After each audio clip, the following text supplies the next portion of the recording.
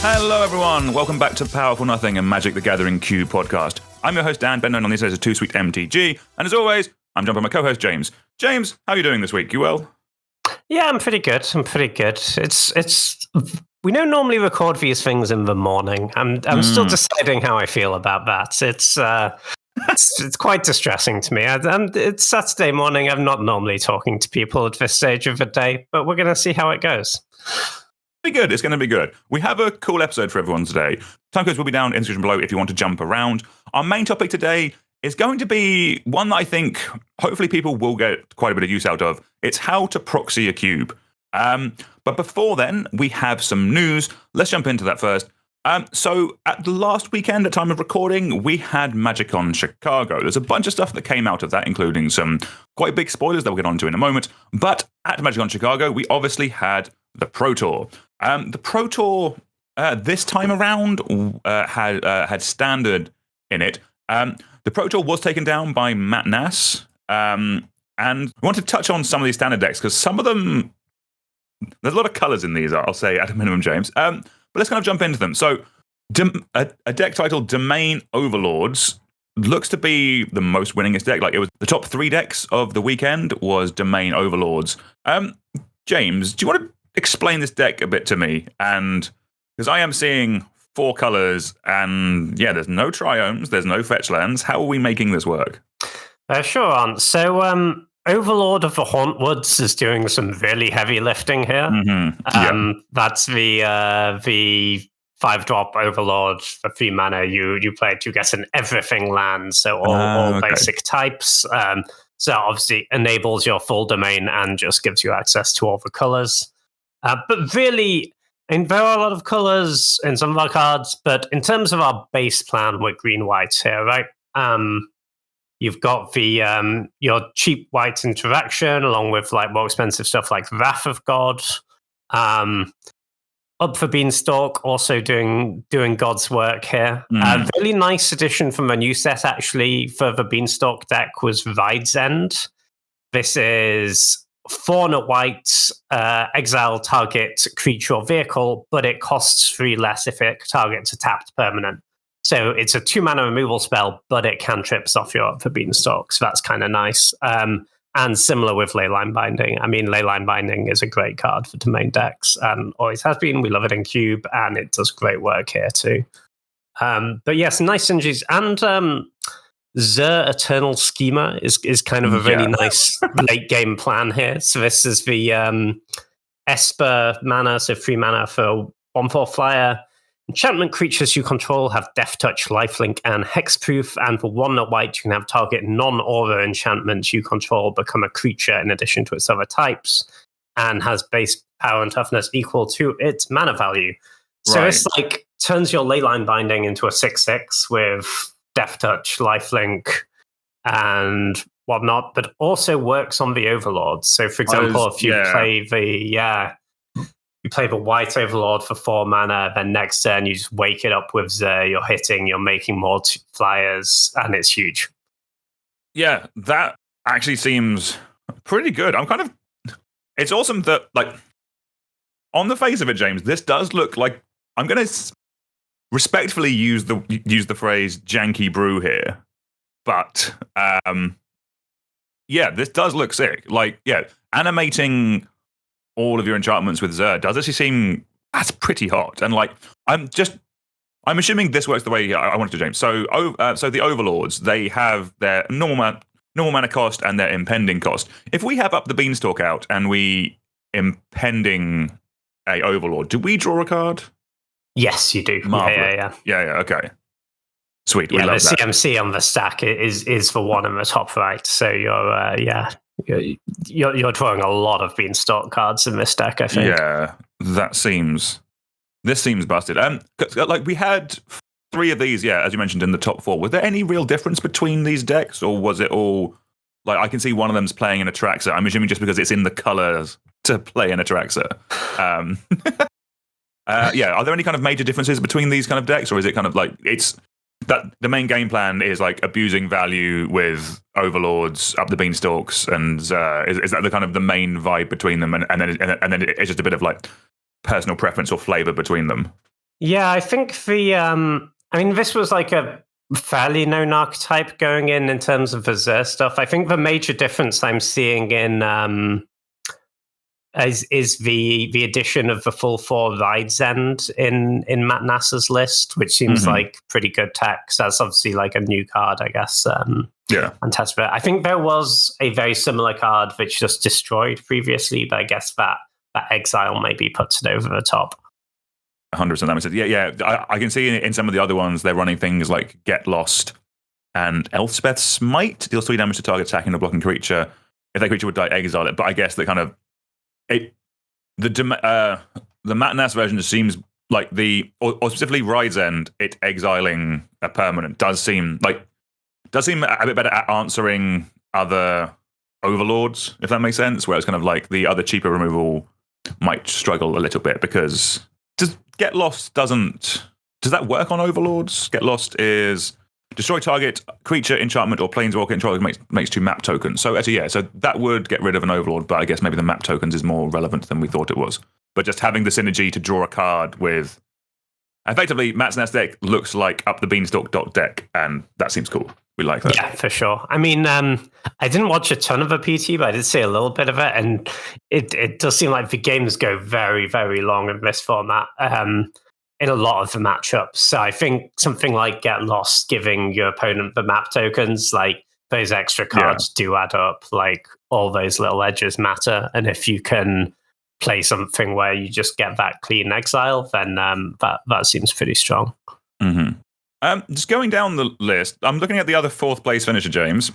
What is Gruul Mice? Was not something I was expecting to see on a standard, on like a top 4, top 8 winning deck list. I'm just going to have a quick look at this. What are we running?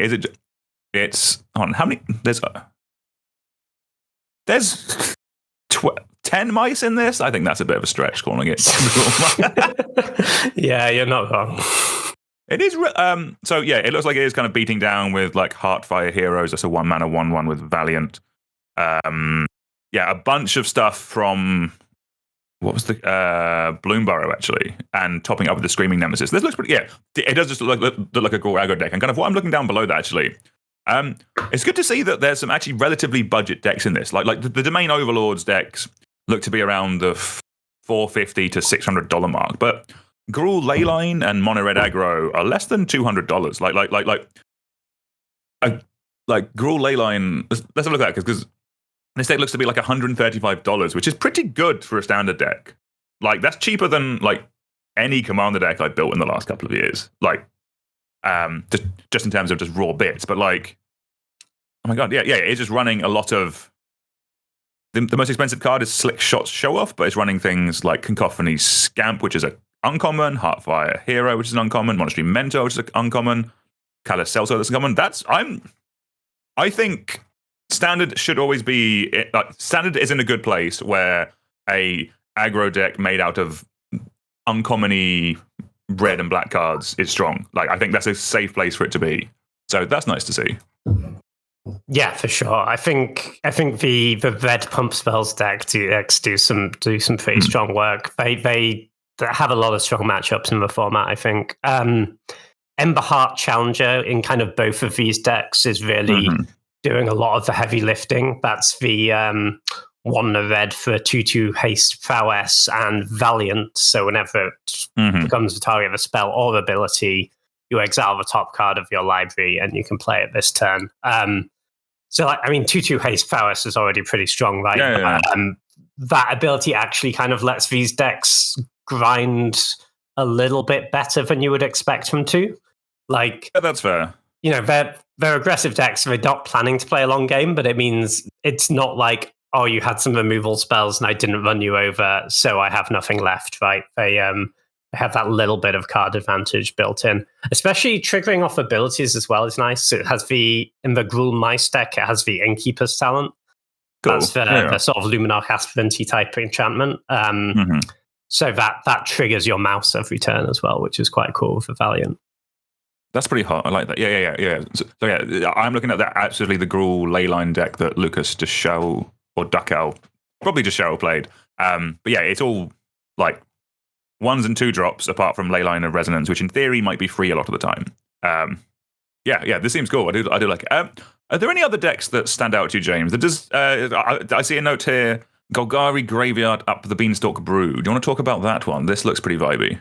Yeah, this looks spicy, and I think this is certainly not a deck I'd seen before. The PT. I think this was a nice little brew from Zevin Faust. Is how I'm going to say that name. Apologies to Zevin if that was wrong.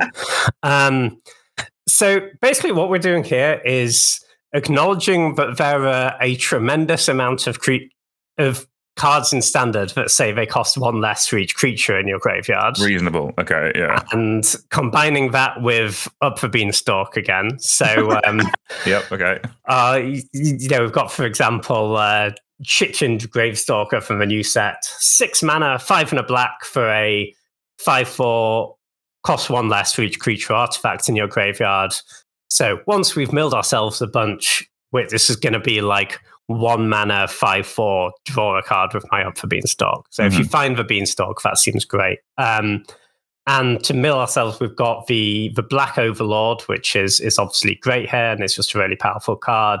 But also things like Malt's Tender, that's the kind of rubbish Deathrite Shaman, but it does also mill you.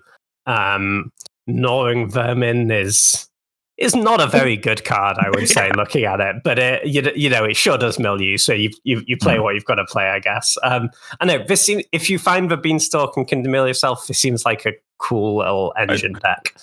This looks awesome. Like I will say that just looking at the current prices of the deck, half the costs of the deck is just the Overlord of the Balemark. The rest of the deck does. Again, I don't want to be harsh here. Does look like draft chat tribal. Like everything is like a common or uncommon from a set. Like you mentioned Chittering Gravestalker. That's a common.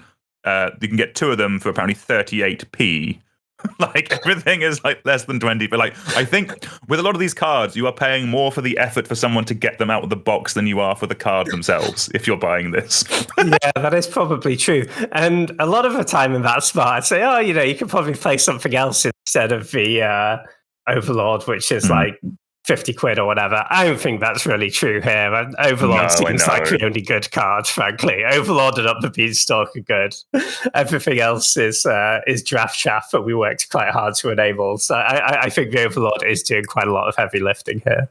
No, I'd agree. No, I'm currently working on picking up. I didn't actually pick up any of these when they come out because I thought, they might go down in price, but they've been holding strong. So yeah, they sure have. There's quite a popular modern black-white deck featuring it, so I don't think it's going anywhere soon. Yeah, right. Okay. Yeah, it's not going to get a reprint for Homet. Yeah, sure. Wifey's currently in Italy talking to vendors, trying to find me a good deal. A good deal as we speak. Nice. So. Yeah, love to hear it. If my phone goes off, we might get an update on if I've bought an Overlord of the Balemark during this recording. Yeah. The only other deck that really stood out to me from this tournament was there were quite a few players. I think there was a small team of players who played blue-white control and all absolutely crushed it in Standard. Just like Arnie Schuschenberg and Charles Wong and where was the other one? Is that Esper Pixie? Is that it? Or Jesse Hampton? And Jesse Hampton. Yeah. So all went like 7-2, 8-1, 9-1. Really strong records. Not that successful in draft, unfortunately, so none of them made top 8.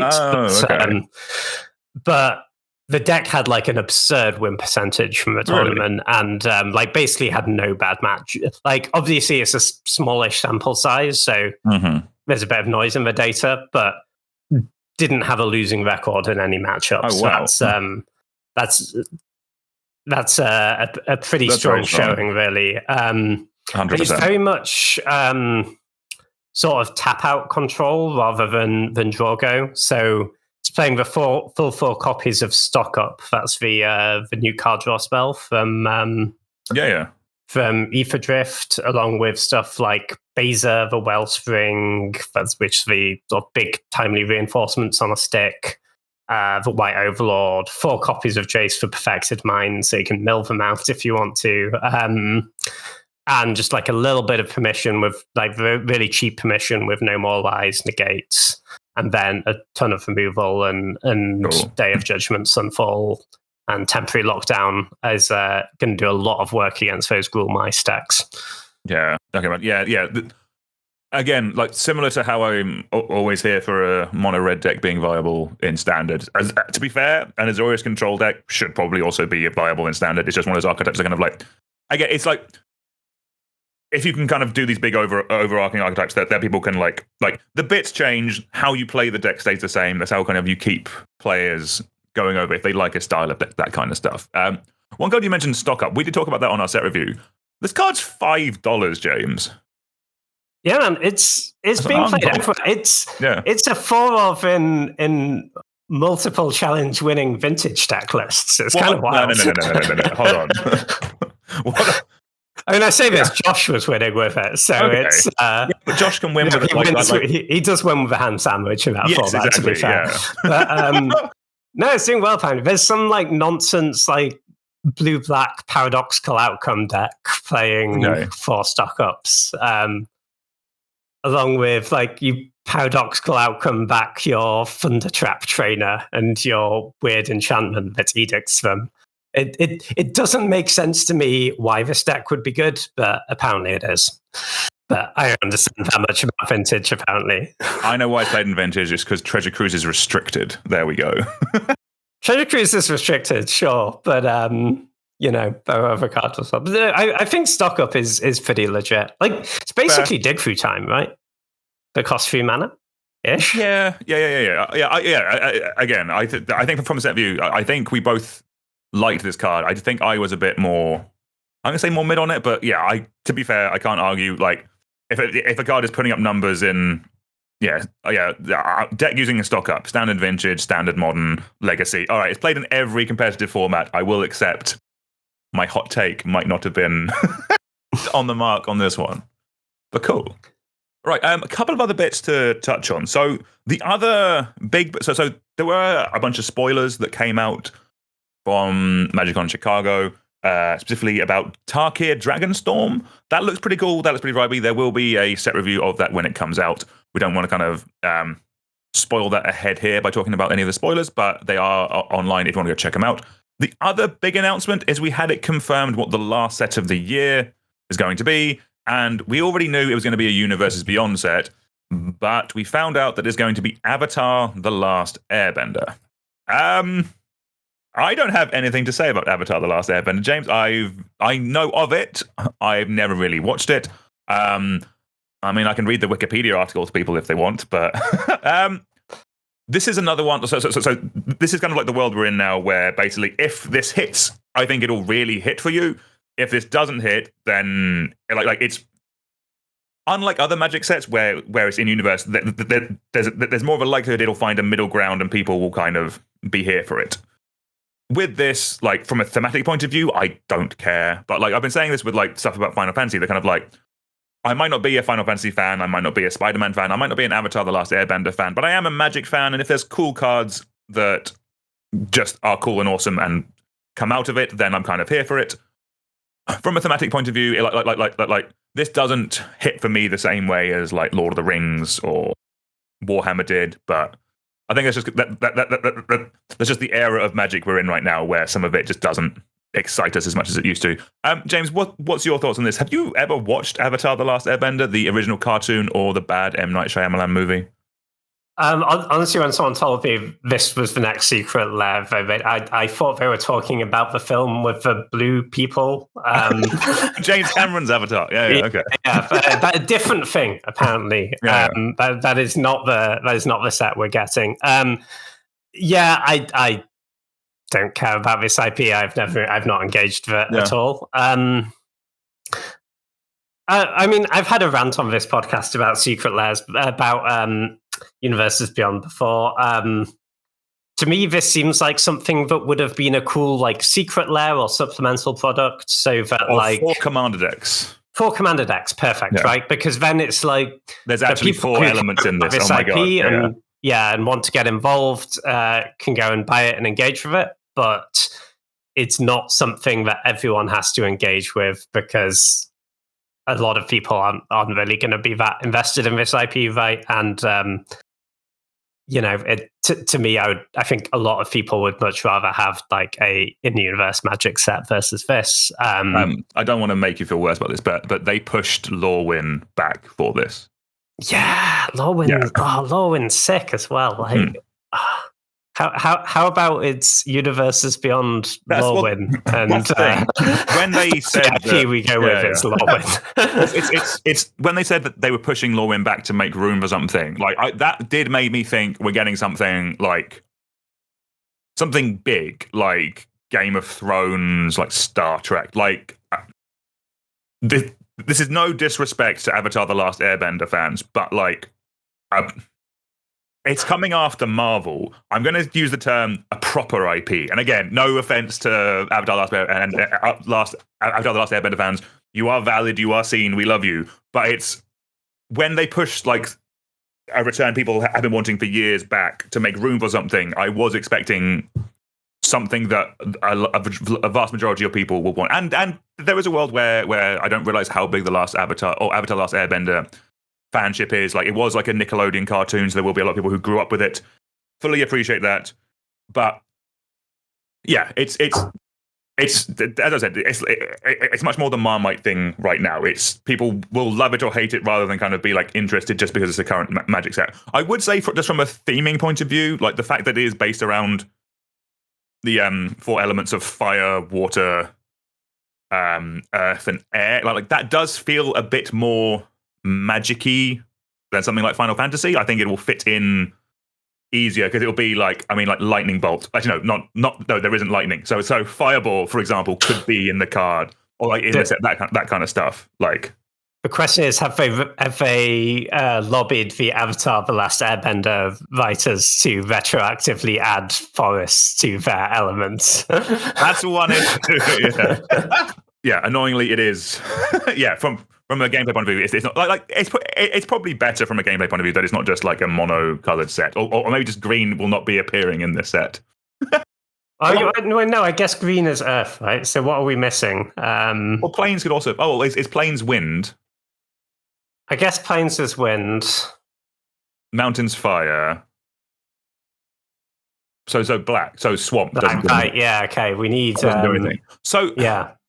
So like I've heard some bits of like people talking about Avatar, and there are some things that are cool because like again, I've already said that this isn't a real IP, and I feel I'm about to put my foot in it more with the Avatar: The Last Airbender fans, and I apologize for this, but from what I've heard is that the general consensus for a long time was that water was the worst one because it's like, oh, you can do water, what's that? But apparently the evil people in Avatar: The Last Airbender, I think, are water because you can do stuff with blood. And that's kind of weird. So like there could be stuff there, and I think of like the fact where like the vibe of Avatar that I've seen does look a bit kind of like Jeskai from Khans anyway. We are getting that this year, so I don't know. Like it's as always, we'll see what the cards do. Hopefully there'll be some cool ones for Cube. That at the end of the day is kind of why we're here. The fact that these Universes Beyonds are standard sets now does give me a bit more hope that. If you don't want like cards from like Lord of the Rings, we've been like forced to like if you like Lord of the Rings or not, if you run a cube, you've probably been forced to kind of like include some of them just because of power level, like One Ring, that kind of stuff. With these, because they're standard sets, there is a world where they don't make that much of a splash. Like I don't think I've added any Aetherdrift cards to my main cube, which is a sign that kind of like standard sets don't always have to have those kind of just raw impactful cards in them. So there is a world where maybe Avatar doesn't have that kind of stuff. Like it would be nice if it's a set. If you want to interact with it, cool, you can. If not, you don't have to as much. Different if you're playing standard because it's going to be a pillar of the format for quite a while. But I was going to say, hopefully they don't just wreck standard by trying to push the Universes Beyond stuff too much. Because I haven't played standard in a long time, but I was watching a bit of this Pro Tour. I was like, this actually looks quite cool. Maybe I'll load off Arena and give it a bash. By the end of the year, James, you know that Spider-Man meme where it's 2 Spider-Mans pointing at each other? That will be standard. That will be standard. Except it'll be the dude with the arrow on his forehead from that I just saw on The Last Airbender. Is that not Avatar? No, I know it's not. I know it's not Avatar. I think his name's Aang, but I could be mistaken. All right, last bit of news before we jump into our main topic for today. Just a quick one. So one thing they announced, there wasn't a Magiccon, but it was on a investor call, which is always a good way to get your info on this. The Spider-Man set was coming out in, it's like I was going to say, it's in Q3. It's like the second last set of the year. So the fifth set of the year. The Spider-Man set is not going to have any commander decks, which I think is a little weird. Of any of the sets where you would assume they're going to ram it with commander, or where there's room for commander decks, you would assume it's the Spider-Man set. Like, it's weird. I'm kind of like I am kind of fine with them only printing like two decks. Like with Aetherdrift, we only had two commander decks. We didn't have the full four, and that felt fine for me. There was a nice like spattering of cool synergistic cards that you could look at for your cube and your commander decks. When it's like 4 commander decks every set, that does seem a bit much. But to go down to 0 does seem a little bit weird, especially because you're spending all the money on the Marvel IP in the first place. Like, I'm assuming there must be something in the contract that means they can't do this yet. Or maybe I'm missing something. Maybe there will be just a generic Marvel commander decks at the same time that they haven't announced yet. Maybe that's what they're doing. But this seemed a little bit weird to me, James. What do you think of no commander decks with the Spider-Man set? I honestly think it might just be that they're releasing so many products that they didn't have enough developers to make commander decks as well. I don't know. That seems very fair, yeah. Yeah, maybe we should just have fewer standard legal sets and the universes beyond. Just spitballing here. I mean, did you also hear universes beyond are going to be more expensive than standard sets, or than regular standard sets, even though they are standard sets? Oh yeah, I did. Yeah, that sucks too. Yeah, that's miserable. I think I didn't have that one in the notes because it just bummed me out a little bit. But yeah, which means the singles will also be more expensive, which means standard will get more expensive and rotate more often. Yeah. Cool. Well, not rotate more often, but have new cards more often. I think that's a lovely segue, James, because we just went from talking about how standard might be getting more expensive to how you can make your cubing experience cheaper. Our main topic today we're going to be talking about how to proxy a cube. And this is something that me and James have both done over the last couple of years to help us out and put our cubes together. Today, we're going to be going over the steps to do this and also kind of like why you would proxy a cube and kind of the ethics behind it a little bit. One of those things is easy to go over, so we might as well start there. So let's start with like, why would you proxy a cube? So for most people, this does come down to cost. Cubes can cost thousands of pounds, and there's a very high cost to entry that I think puts off a lot of people. A lot of people play cube on MitGo and things like that, but they don't. But they might not necessarily have one in their playgroup just because of that cost of entry. I mean, so I now have 2 full cubes that I maintain all the time. The second one was 90% proxied. When I proxied that cube, the sleeves cost almost the same as the cube itself. And that's kind of like we'll get into more specifics in this episode, but kind of like that's kind of like the ballpark that we're working with. It really does just lower that barrier of entry. That means more people are able to cube. So James, you also put together your cube last year, and like, do you think you would have been able to do that without proxies? I'm just looking on Cube Cobra now. The cheapest it says I could buy that cube for in paper is $21,600. Yours is powered, so that's yes, exactly. Even mine is unpowered. I think is 9. So I made this really foolish decision where I used that money for a deposit for a flat instead of and proxied my powered cube instead of getting the actual cards. Think of what you could have owned. Yeah. So no is the answer. I don't think I would have built that cube without the ability to proxy. And I don't know, maybe I would have built like a budget cube or something instead. But honestly, a lot of the reason I built that cube was like, I really enjoy Power Cube, and I thought it would be cool to be able to do that with my friends in the pub. So yeah, I think probably I just wouldn't have built a cube if I didn't have access to like good proxies. Because also we are talking here about good high quality proxies. Without like, I don't want a cube where I don't really want to play a cube where someone's just written Black Lotus on a basic island that much. Like, I mean, it's fine. It's fine if you're like testing stuff out or whatever, a bit of that. But like, you don't want a whole cube of rubbish quality proxies, in my opinion. So yeah, having access to like really good quality proxies is really nice. Yeah. And the process for that is what we're going to be going over today. But also, like, from my point of view as well, just like there is a peace of mind element, like kind of as you mentioned, like we play in the pub or we play at people's houses, that kind of stuff. And there are like generally other, like especially if you're out in public, there are other people in that environment, and kind of like also accidents happen, like drinks get spilled, that kind of stuff. Like there is something to be said about not bringing cards worth thousands of pounds to a bar or to the pub and not having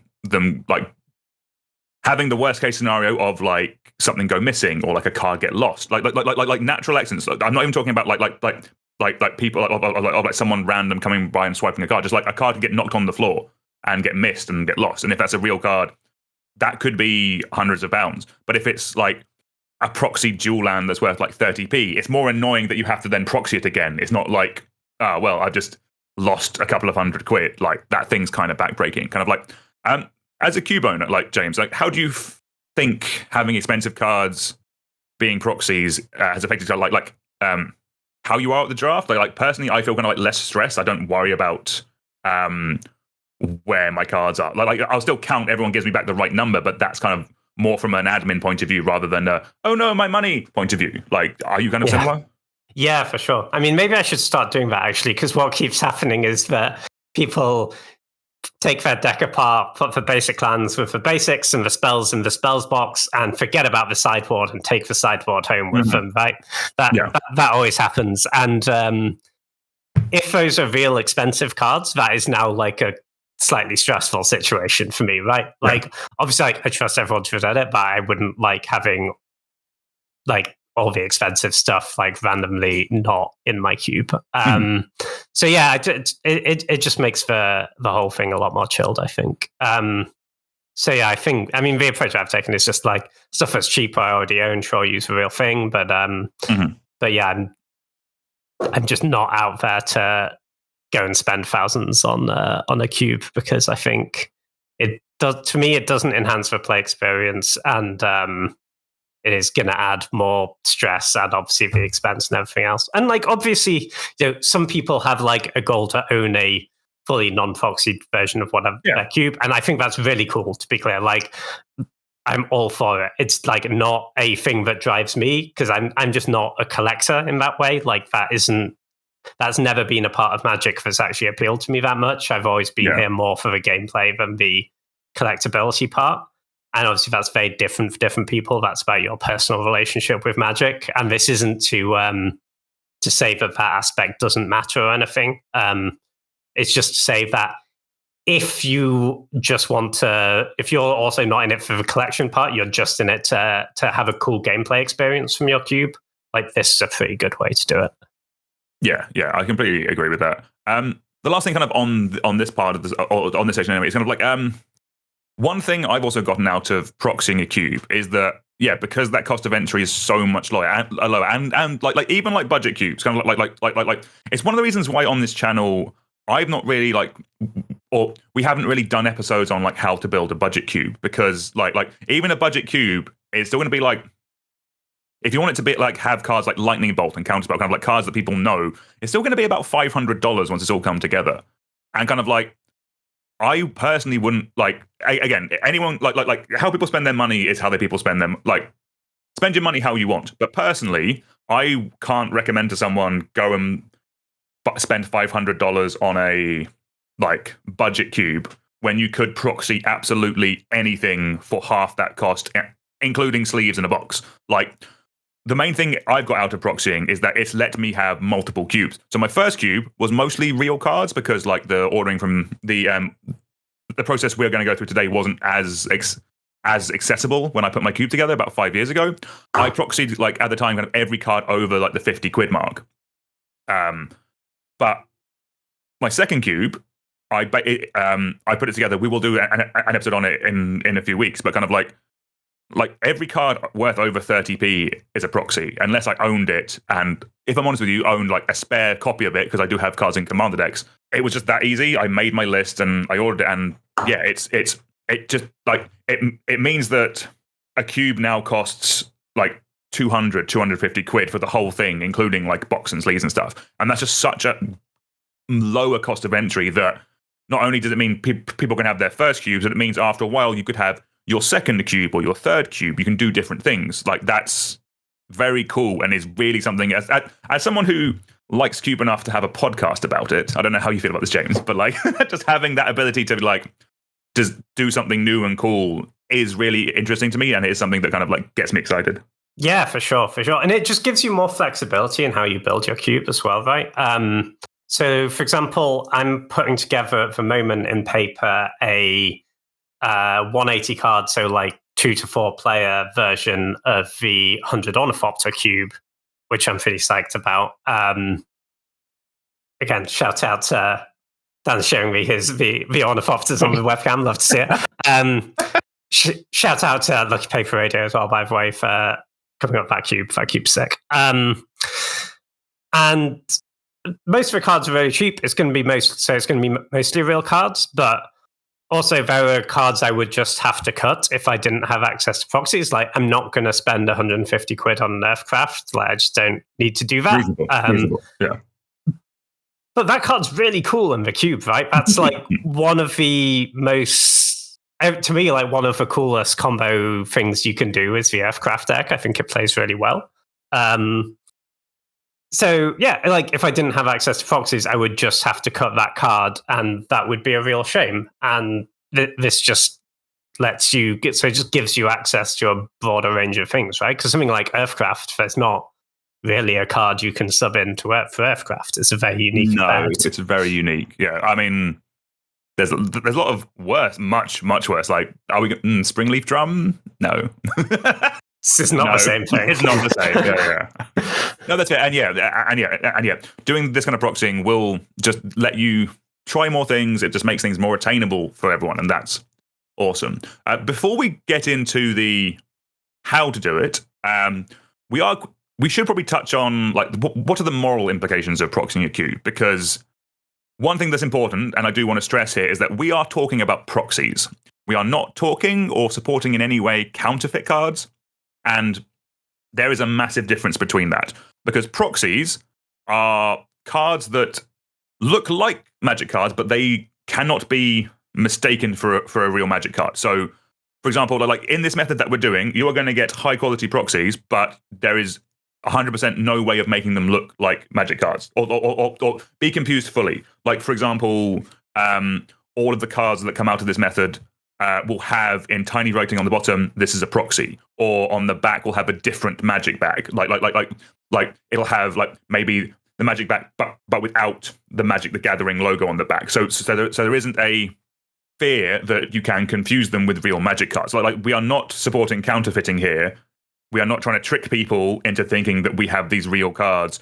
We're not trying to get Magic cards to then sell to other people, because that's really shady and shitty. We are trying to get proxies, high quality proxies, so that the game experience works like a regular draft, and so that the cards can be played along with real Magic cards. But we're not trying to trick anyone into thinking that these cards are real. Like, from a personal point of view, as I mentioned, my wife is in Italy right now playing Eternal format. She's playing Legacy and Vintage. I do not want her going like she borrows cards from me. I don't want her going through the queue and be like, "Oh, you have this dual land now. Cool. I'm going to use this." And then it's a counterfeit, and then she gets DQ'd from a tournament. I don't want that. That would be incredibly bad. So all of the cards are quite like they are high quality. They look good, but they are not confused with real cards. And I do think that is an important distinction when we are talking about this. Like, we are not pro counterfeit in any way. Yes, for sure. And if you do get these proxies, don't play them in sanctioned events. Like, yes, do not do that. Yeah, if you're, even if it's like a modern F&M or something, and you're like, "Oh, I don't know this fetch land," just don't play the fetch land. Like, don't try and play the proxy one. You will get kicked out of the store, because that's how sanctioned events work. It's fine. Yeah. We're not railing against that. For sanctioned events, you need for real cards. Wizards got to make their money somehow. That's fine. But if you are playing in a pub or your house or wherever you like to play your Magic, crack on, I say. Get the proxies. They're really good. You can play proxies in game stores. On Wizards' own website, I'll put a link to it in the show notes. That they do say stores can run unsanctioned events or support unsanctioned events. There is nothing stopping people from playing proxies in game stores. It is purely if you're using like if you're promoting it using wizards like logos and that kind of stuff, or if you're using like the companion app, then it has to be sanctioned.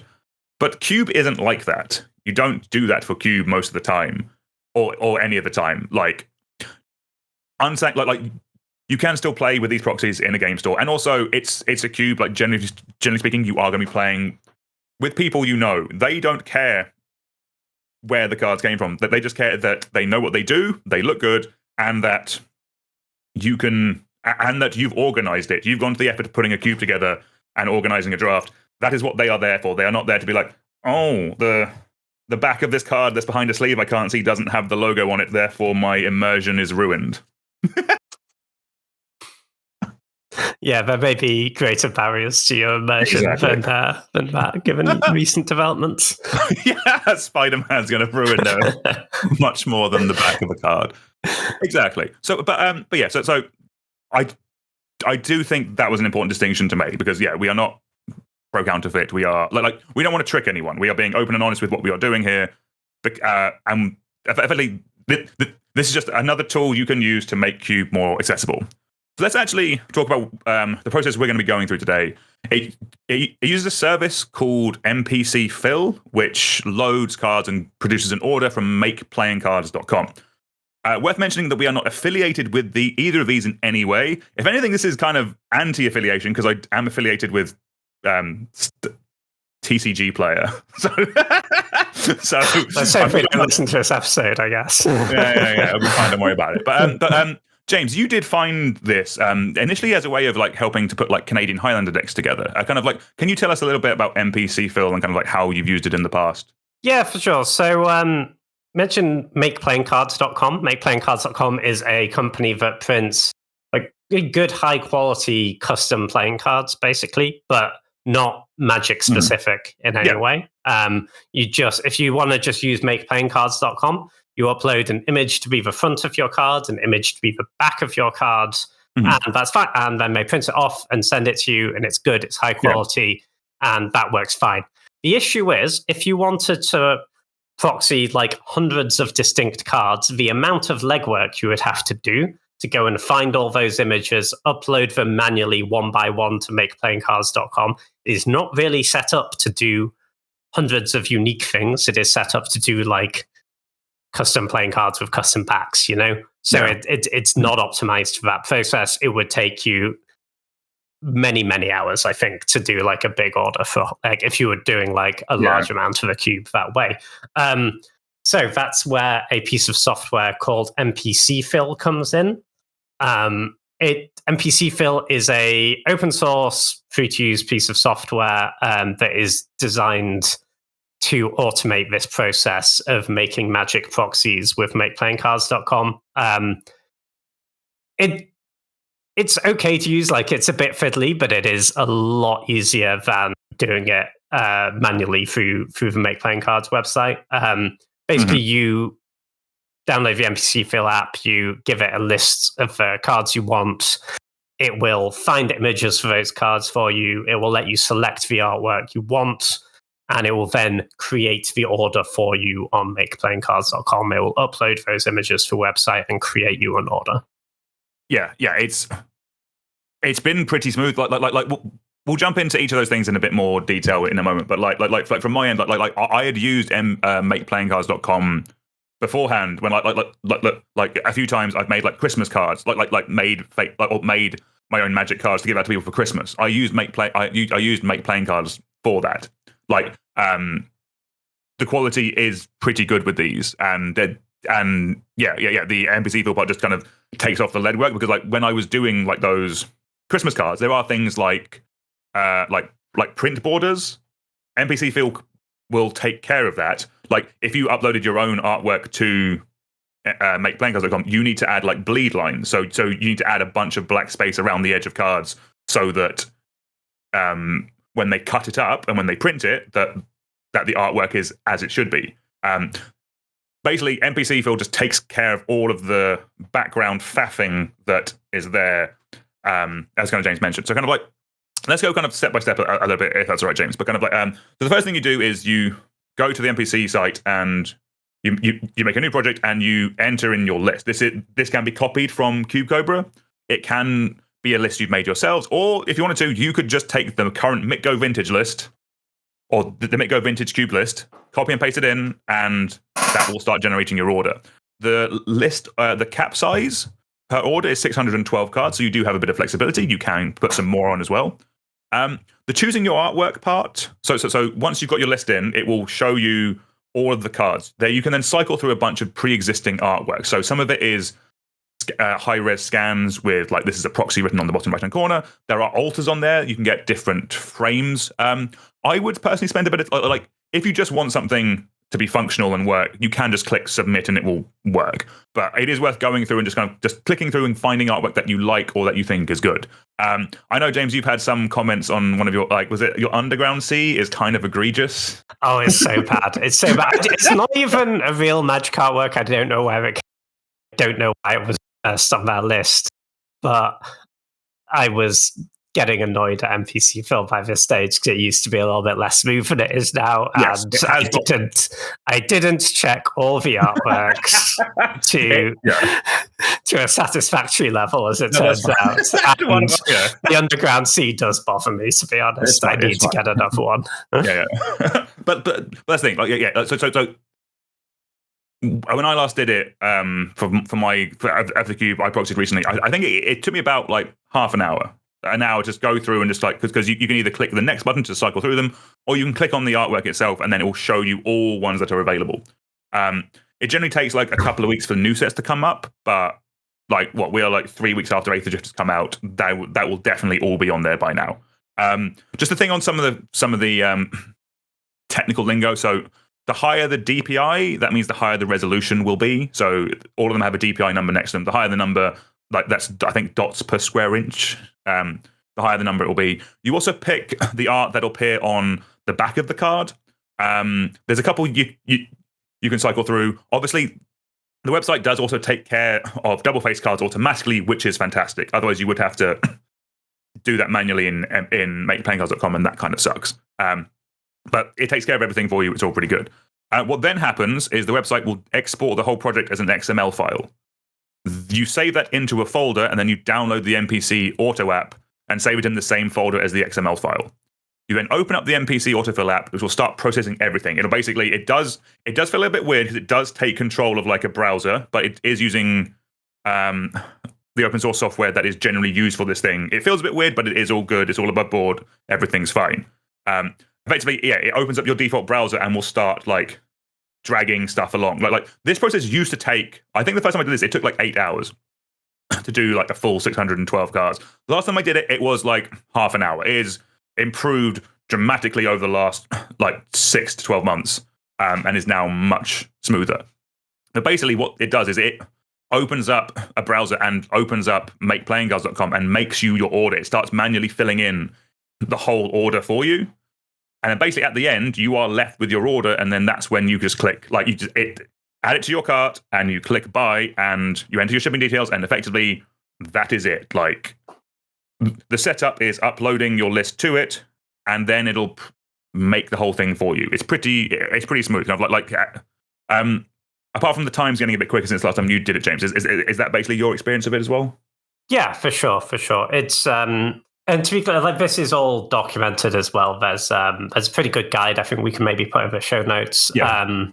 Where it's pretty nicely set out, the process. I mean, obviously this isn't like, some commercially produced piece of software where it's going to be all beautifully laid out for you, and like you do need to read the guide and copy things around your PC a little bit, but it's nothing terribly technical. It's nothing terribly challenging. Mm-hmm.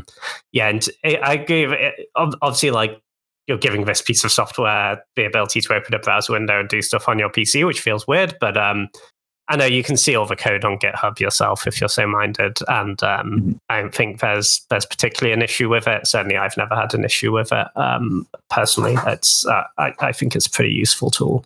So yeah, once you've made your order, the next thing to do is to get it shipped to you. And like with this will generally change depending on where you are in the world. But these cards are being printed in China. And generally there's two types of shipping. There's regular or fast. This is also something that's got better. It's generally either like 2 to 3 weeks is the regular, or like a week or two is the fast. That is something that has got better as well. I know that kind of you did have an issue once with this, James, where the order got lost by it wasn't the process's fault. It was the mailing company that lost that misplaced the cards, but you did get a replacement order sent to you. Is that right? Yeah, they got lost somewhere after customs in someone's warehouse at some point. And I messaged Make Playing Cards, be like, yo, it's been like a month, my cards aren't here, what's going on? They sent me another order, which arrived like a week later. And then I think literally 6 months after that, the original order also showed up at my flat. Yeah. Oh, you have it? Nice. Okay. Yeah, I just randomly have 2 copies now. I haven't really found a use for the other ones yet, but I've still got them. But yeah, Make Playing Cards were fine about it. They sent me another copy. This isn't, to be fair, like, obviously we're just going off our personal experience here. I'm sure some people at some point will have had issues with Make Playing Cards. It's just true of most companies. We're just sharing our personal experience here, but yeah, mine have been pretty positive. Yeah. Both. I guess actually, I've done 2 proxy orders with them, and I've done like 2 lots of the Christmas cards orders with them. And yeah, mine have generally been pretty good. It can feel a bit weird to begin with because the tracking code only works on it won't work on your like local country's order form. Like in the UK, it would be Royal Mail we would use to check where an item is, and it didn't update and it didn't update until it was in the UK. That kind of feel a bit weird, but like it is coming. It is fine. It is tracked as well. Like even the cheaper option is still tracked, so you don't have to worry about that. Yeah, sure. Do just be aware, obviously, unless you live in China, presumably, then I assume it's a lot quicker. But for most people, this will take a couple of weeks at least. Don't make an order and then organize a cube draft for next week. You probably won't do that. But 100%. Yeah, I think if you're willing to give it a bit of time, it works pretty well. Exactly, makes sense. So let's kind of talk about the main reason that we're here, and that's the cost of the thing. So how much does it cost to proxy a cube? So generally the way it works is the larger the order is, the cheaper per card it works out to be. That's both from a printing point of view and also a fact that kind of the shipping is like half the cost of the order. So for context, for a cube size 540 cards, including postage, the cheaper postage, it was around £150, so a bit less than $200. That's for 540 cards. That's very good. It works out around 30p a card, or around 35 cents a card. And that's kind of the main reason that we're here for this, is that that is just that really lowers any cost of entry. And it kind of, it goes into what we were talking about earlier, just like for peace of mind. I don't care if a 30p card gets damaged. It's more annoying I have to get another one of it, but it's like, it's still a thing of like that. Yeah, that is so cheap that it is why we are talking about this. Just lowers the cost of entry and is just pretty solid. I think more people should be aware of this option out there, because like I don't think you could even get a pauper cube for $200. Yeah, I mean, the other thing when you're buying the real cards, right, you're not going to get all of them from one vendor, realistically. Yeah. So it'll take a lot more time because you're shopping around, and then even though you're paying less for shipping because it's not coming from China, you're also paying shipping on like 10 to 15, I imagine, different deliveries. If you're ordering a whole 540 cube. Obviously, if you just have a lot of the cards already, that boosts the needle. And maybe then if you have a bunch of the cards and it's a fairly budgety cube, like it's a pauper cube or whatever, then yeah, I think by all means get the real cards. But or if you just prefer to have the real cards, that's totally valid. I get it. But if you're looking at a cube being like, oh, it'd be really cool to build this, but I don't want to drop loads of cash on all these expensive Magic cards, yeah, you can get a whole cube for less than $200, which is pretty good. Less than like half the price, or over half the price of the winning standard deck from the last Pro Tour that we were talking about, as an example. Just putting it out there as well. But yeah, kind of like a couple of other things to just be aware of if you are thinking of doing this is like every country's import fees and tariffs are different and changing all the time by the news anyway. So I think places like the US and Australia are kind of fine for this. From their own website, it says there's no import tax. That is correct as of the 1st of March 2025. Check the website when you're doing this. Check your government's import tax information. Like in the UK, for example, we have to pay VAT on every order that's worth over £130, and that includes shipping. So like I did an order like about 6 months to a year ago that was like 200 quid. I got a VAT bill after on top of that.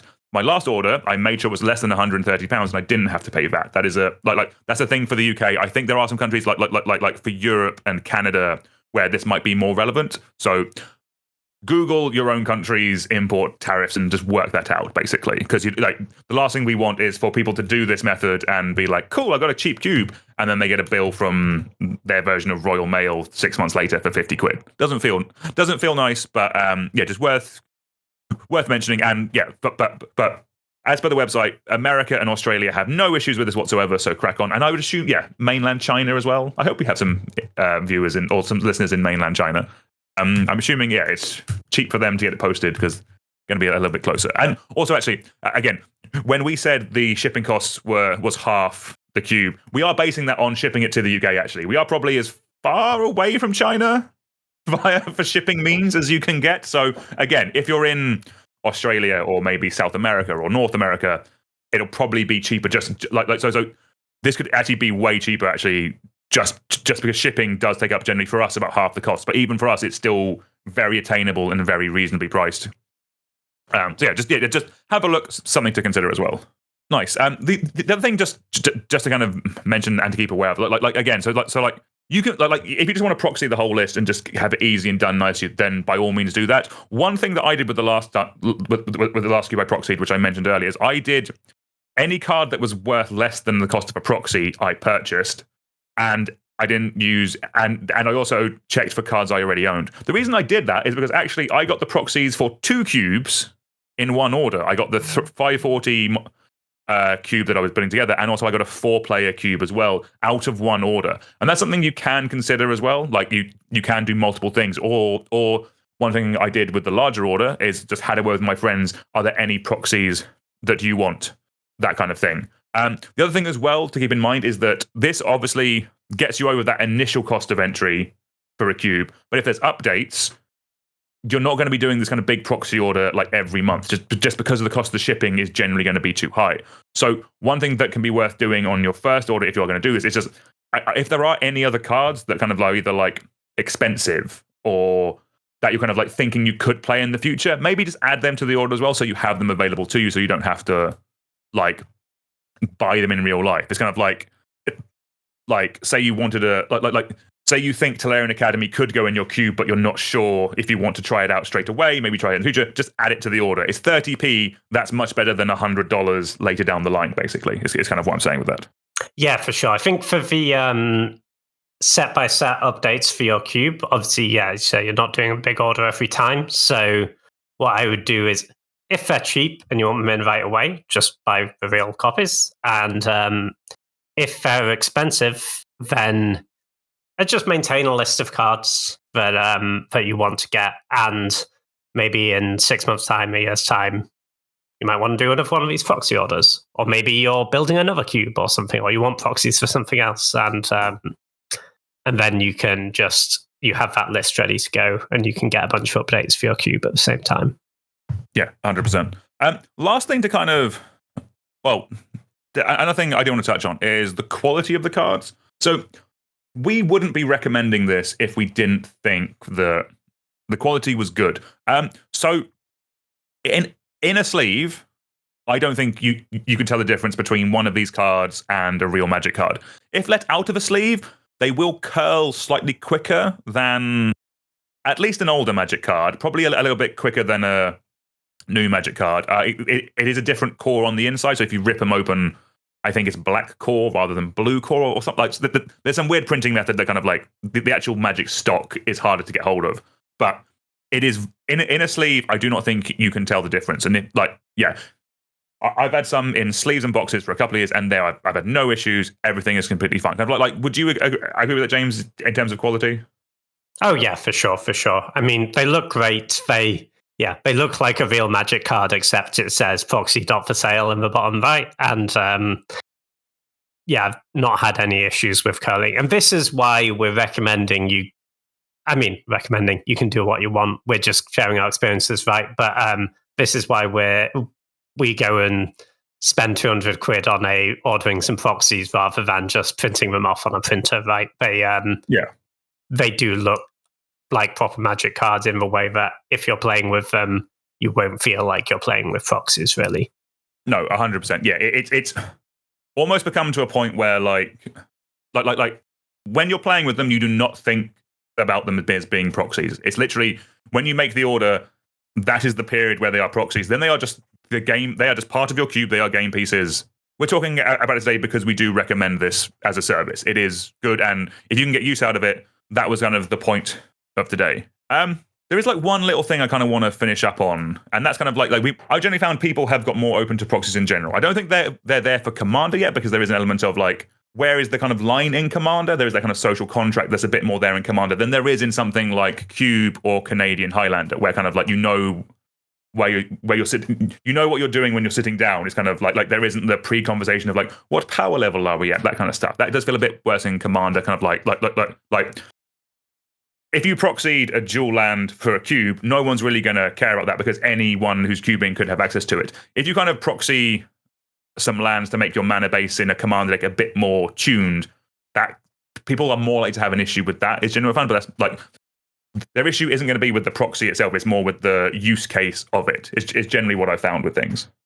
Yeah, I think this is why Cube is the perfect place for proxies, in my opinion, because you're not getting some sort of competitive advantage out of having the proxies, right? In the way that you would in a Commander deck if you're playing a fetch land, dual land mana base, because you proxied it all and your opponent's playing their guild gates. And like that, like personally with Commander, I tend not to proxy very much. I have occasionally when I just haven't been able to get the cards, and there was a really cool card I wanted to try. Mostly I don't care if my opponents do, but if it's for like edge gate, like if it's like I want my deck to do this cool thing, I couldn't get the card for whatever reason, I don't care if you proxy it. But one time it has felt like kind of feel bad to me is when my opponent, it's actually the mana base thing where it's like, you're not making your deck cooler. It's not a fundamental part of your deck and the thing your deck is trying to achieve. You're just raising the power level by having a better mana base than I do, and than anyone else at the table does. So that's like, you're getting a competitive edge over everyone else at the table by proxying. And obviously I say competitive edge like it's Commander, it's not competitive. And which is why I'm not going to make a massive issue out of it if someone does it. But that is generally sort of where I would draw the line. I tend not to proxy for Commander, but this is very much a thing for your play group to decide. Exactly. Right? If everyone's cool with certainly, if I was going to go and play Commander in the wild, frankly, I think I've still not played a game of Commander in the wild. No, we need to fix that, James. It's not. I'm quite happy with that. I'm quite happy with that. I just don't want to have the whole like. I don't want to have all the conversations. I don't want to deal with that. I don't want to deal with people getting salty. I like our play group a lot. I think we have a good dynamic. I'm just going to keep playing Commander there. I probably would recommend not showing up to a game of Commander at your LGS with proxies, personally. Yeah, and the thing, we are talking about this in like for today, we are talking about it in the construct of Cube. In Cube, we do think it's fine. Most of the times I've proxied for Commander, it's just been like I didn't have access to a card right away, and because I was building my deck at the last minute, and I just wanted to put the card in. The most egregious one was I had a deck where like assembled this janky combo with like a Lich's Mastery and drawing a bunch of cards. I realized I couldn't escape the loop because I could draw my deck, I wouldn't lose the game because I had Lich's Mastery in play. But it was in an inescapable loop with where there keeps being a lose the game trigger go on the stack. And then it resolves and you don't lose the game because the Lich's Mastery then just goes on the stack again. So I needed to have an instant speed disenchant in my deck, and I couldn't find one in Mardu, so I proxied a disenchant, which is hilarious, I will say. No, that's pretty vibey. Nice. No, I'll say the only other format I've actually proxied for is Canadian Highlander, because again, we just play it with our friends in the pub. It's not sanctioned, and I've like zero interest in spending that amount of money on a Canadian Highlander deck. I could imagine CEDH being similar, just because I've not really played it, but I do respect the fact that it is just I'm sitting down to win. Like it's everyone knows the playing field that you're walking into, and that's kind of that's the comparison with Cube and with Canlander. It's formats that want to run a bunch of really broken, powerful cards that are very expensive. And you want to have access to them, but you are sitting down to win. You are like, it can be social, it can be chill and relaxed, but you are that is the goal of the game. With Commander, there is just more the social aspect and just like not knowing, and like there's already struggles to find an even playing field in the first place. You don't need to add proxies to that. I personally think, unless your playgroup is cool, if you want to proxy in your playgroup, crack on. Use this video as a way to proxy a bunch of Commander decks, because like that is also, Commander's not cheap either.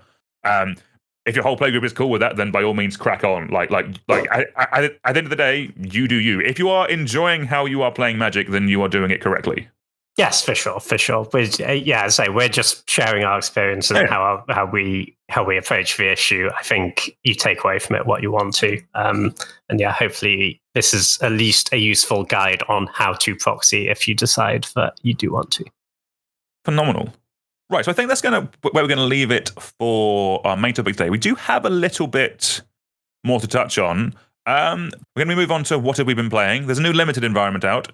James, you've been enjoying Aetherdrift Limited by the sound of things. How has it been, and what has been your experiences of the format? Yeah, it's been really cool, actually. It's quite a refreshing change of pace from the run of pretty fast limited formats we've had recently. Ironically, the racing set turns out to be the slowest format we've had in literal years. Love that. Great design. No, I'm really here for it, honestly. In your draft, you really want to be planning for the late game and giving yourself the most tools you can to win that late game, because you will get there quite a lot. My experience is I drafted a ton of Arena the first couple of weeks it came out. Had a lot of success right away. I think I was up to like number 5 Mythic after a couple of weeks, which was cool. James. Not been there for a while. That was sweet. Then people started taking the good cards out of the packs, which very, very, very disrespectful, I felt. I wanted to apply for a refund because I didn't get past the good cards, but apparently that's not a thing. Since then, when I've been playing, I've been sort of trying to find the edges you can still get. Now people have caught up a little bit, and I think made some pretty good progress in that.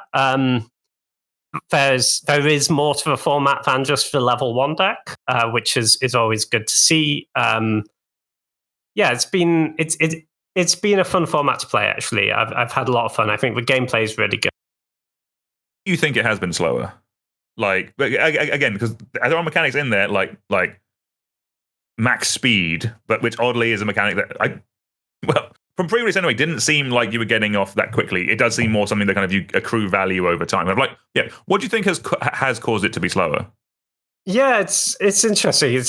It's not what you'd have thought by looking at the mechanic, right? But a combination of things, I think. There's really strong defensive creatures across all the Sultai colors, basically. The most so in green, but across all the Sultai colors, really. Think about the cheap death touchers in both green and black. And green has an incredible array of reach creatures at common, especially the Hazard of the Dunes. That's like 4 mana 4/4. Yeah, they can't scraps. Reach trample, you can make it bigger. Rip giant spider. And And the Catchadon is insane as well. That's the 6 mana 6/6 with reach, and when it ETBs, you gain 4, and it has cycling for some reason. So these are like really good tools to get you through to the late game, and then the things like the Catchadon can really stabilize you. And then combine that red and white, which are obviously traditionally the most aggressive colors in draft, don't really have the tools to punch through that a lot of the time in the early game. Like, I think for those aggressive decks to be good, the tricks probably needed to be a little bit better in those colors. Actually, like the best tricks in the format are in black mostly. So, they often just don't quite have the tools to push as much damage as they need to in the early game. And then once the green decks manage to stabilize, something like a Catchadon comes down, then it's really tough for the aggressive deck to really get back into the game. So what it ends up with, I think, is the dynamic is you need to play some. It's not like you can do nothing in turns. You do need to play cards to affect the board early, but you really want those cards to do something in the late game as well. The dynamic is you really need to continually to have ways to spend your mana into the late game. I think the games do go long, and the turn when you've run out of stuff to do, and then you just don't do anything with your mana, and your opponent is doing something with their mana because they have a mana sink, that's often like really hard to come back from. Yeah, that makes sense. Yeah. There are things like there's cycling in the set, which kind of helps with smoothing, but it does mean there's kind of things to do on turn 2, and like there are a lot of the cyclers are on things like 6 and 7 and 8 drops, that kind of stuff. But also, I guess like exhaust is a mechanic that kind of is good. It's like, is that what you meant by mana sink? Basically, kind of like it's something solid to do with your mana. Because we played some gameplay at home, which is on the channel actually. If you want to check it out, me and my wife put some new gameplay, and there's just some of them get really big quite efficiently. Like there's like a 2-mana one that becomes like a 5/5 very easily, and that does seem a good use of your mana late game, I guess, if you're doing more things. Yeah, for sure. The exhaust decks play really well. I think it's a really good mechanic. Also, I think we've seen sort of similar things to this mechanic before that have been sorcery speed. I think getting to do it at instant speed is a really big edge for exhaust. It plays really, really well. And it is that thing of just trying to keep spending your mana. Even cards like Beast Rider Vanguard, I think, is one that's still pretty underrated, actually. That's the 1 green common for a 2/2. You can spend 4 green to look at the top 3 cards of your library, reveal a permanent from among them, and put it into your hand.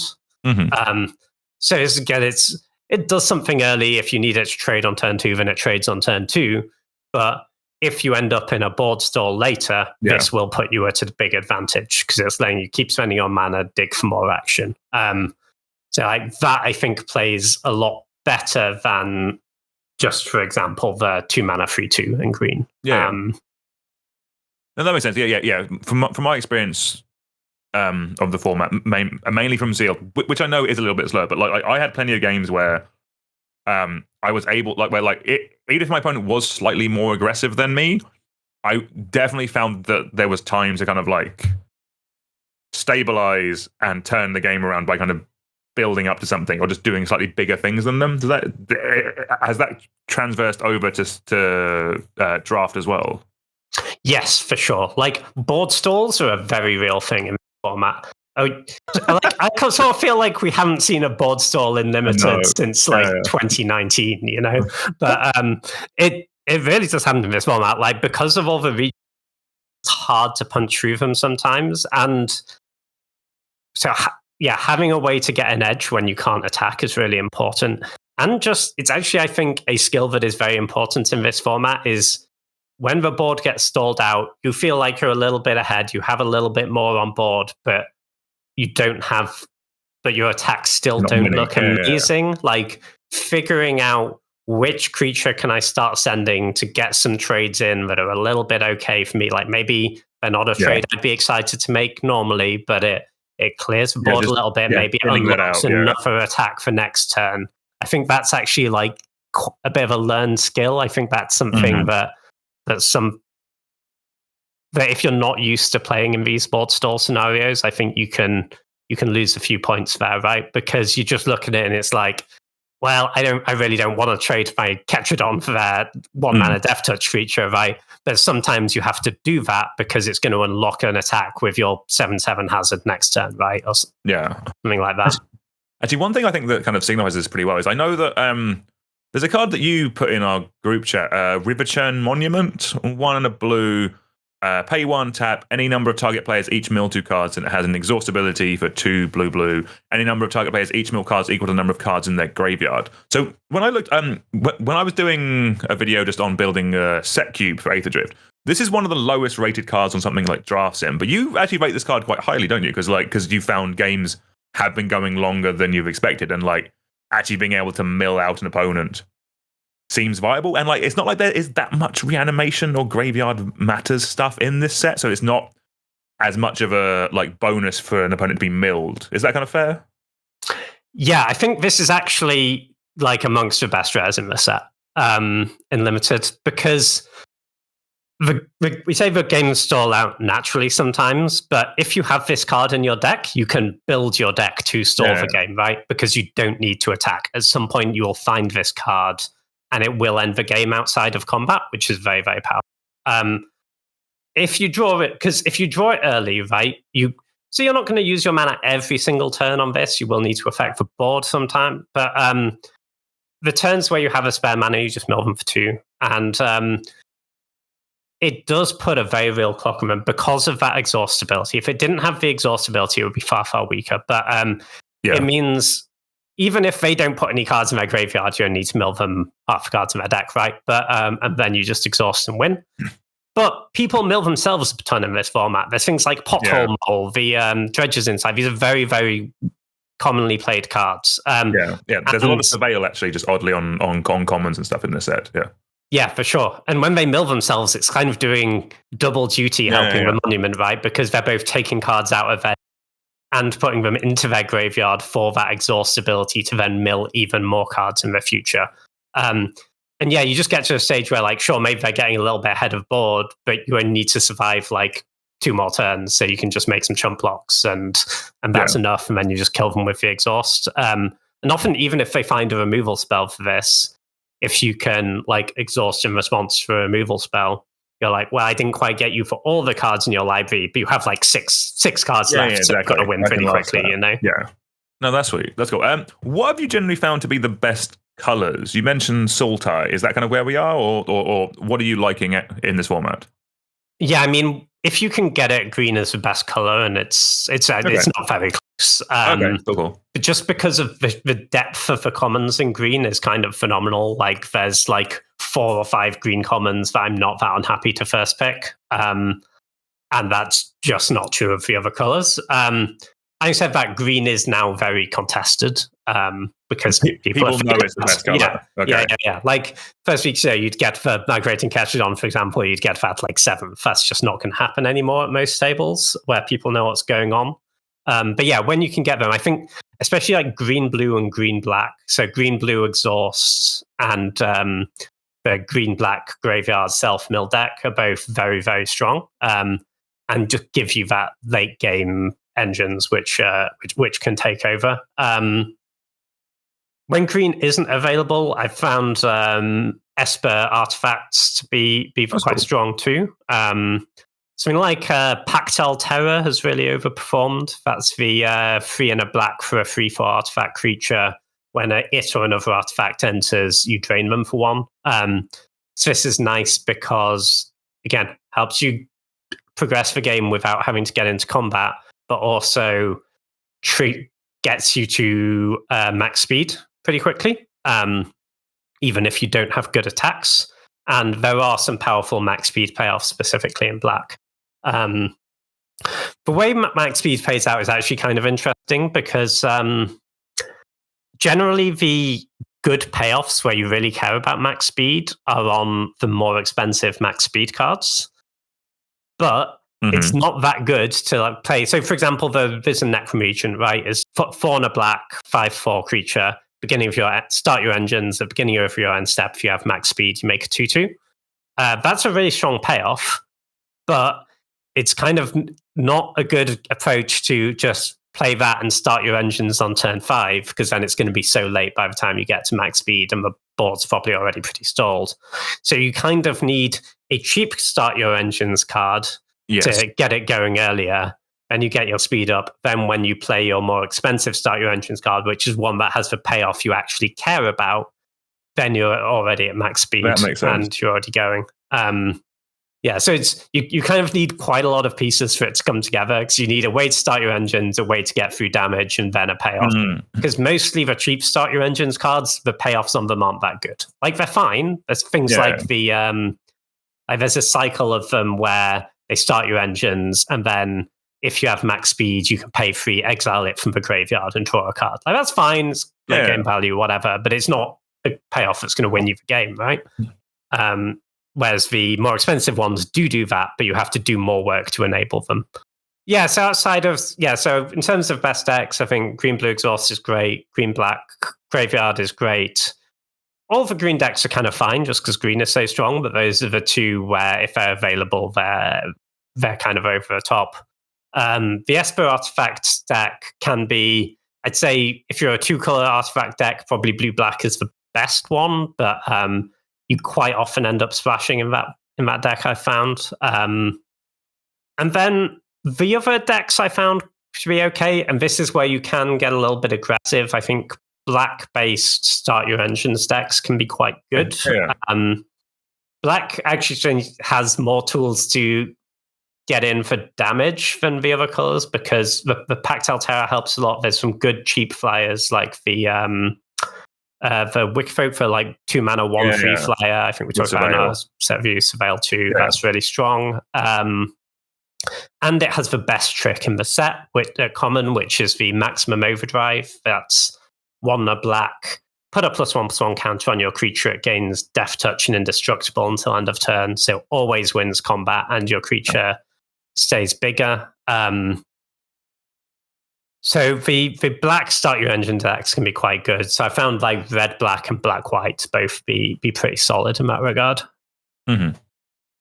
Nice. No, very cool. Are there any other kind of like cool? I don't say build arounds, but I would say like, are there any other kind of decks that are kind of come like?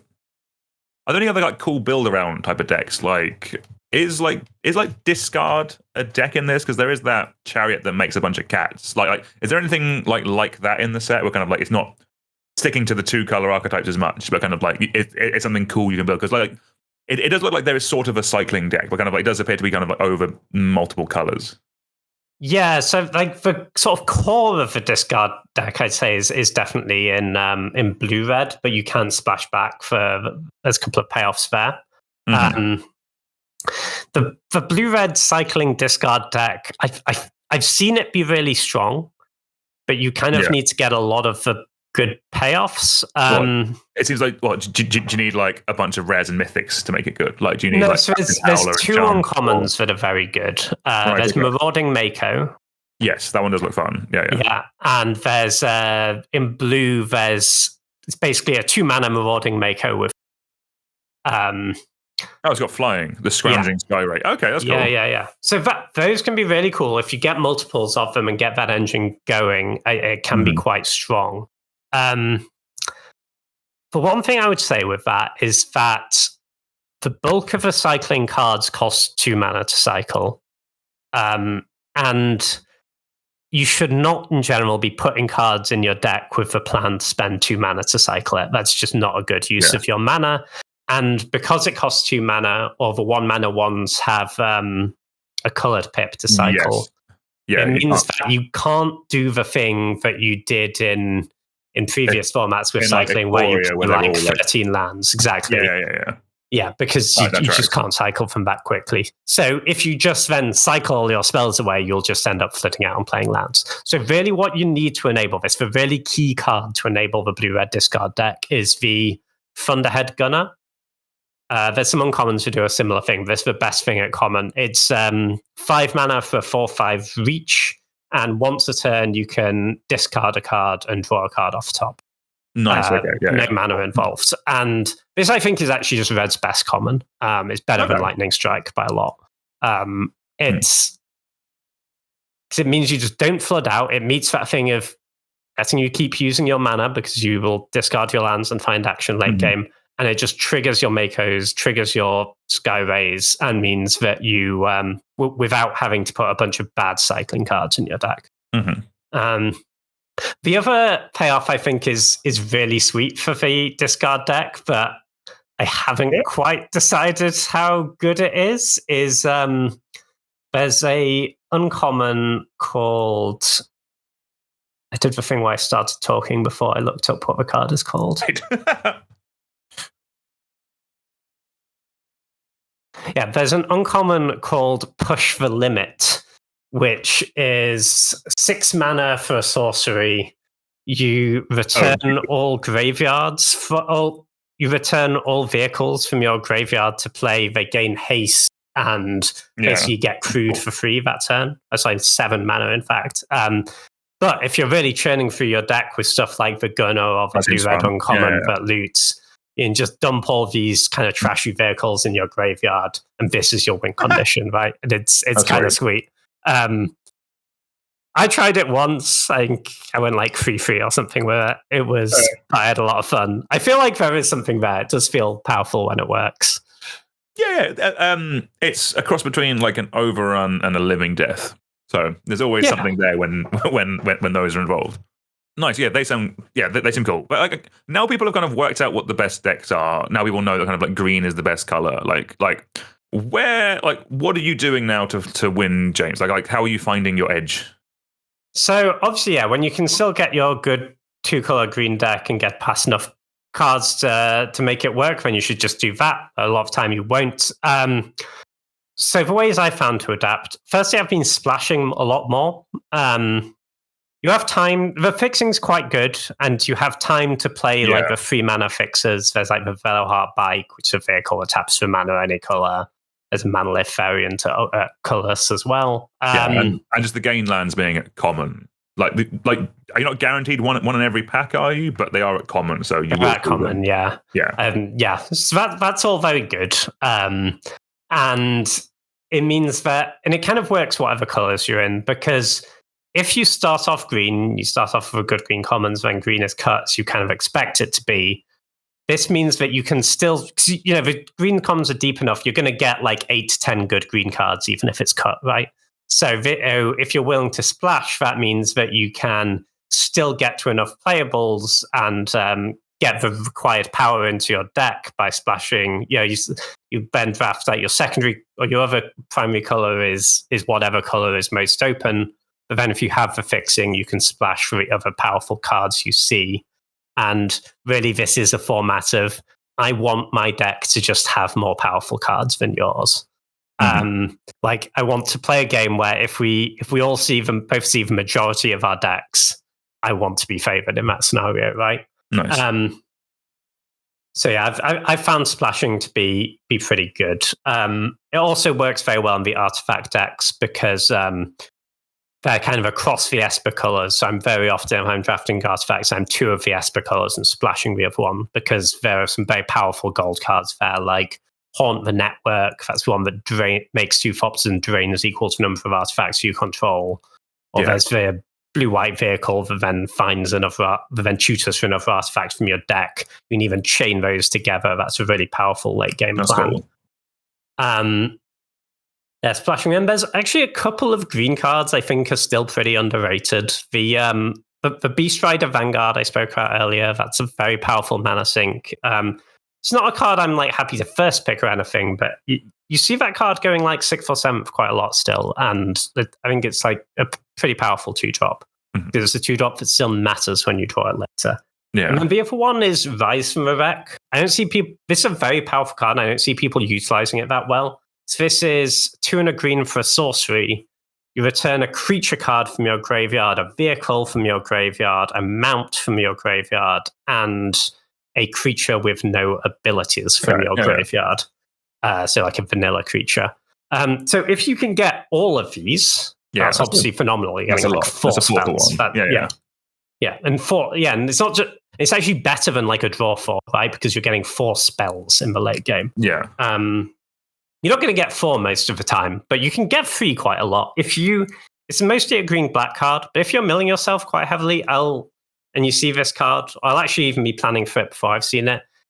If you can get like 2 of each of these types, that's pretty achievable, and you mill yourself enough that you can often get all of them. And there are good options for those decks in all those slots. So, for example, the mount, you have the cheap green Death Toucher as a mount.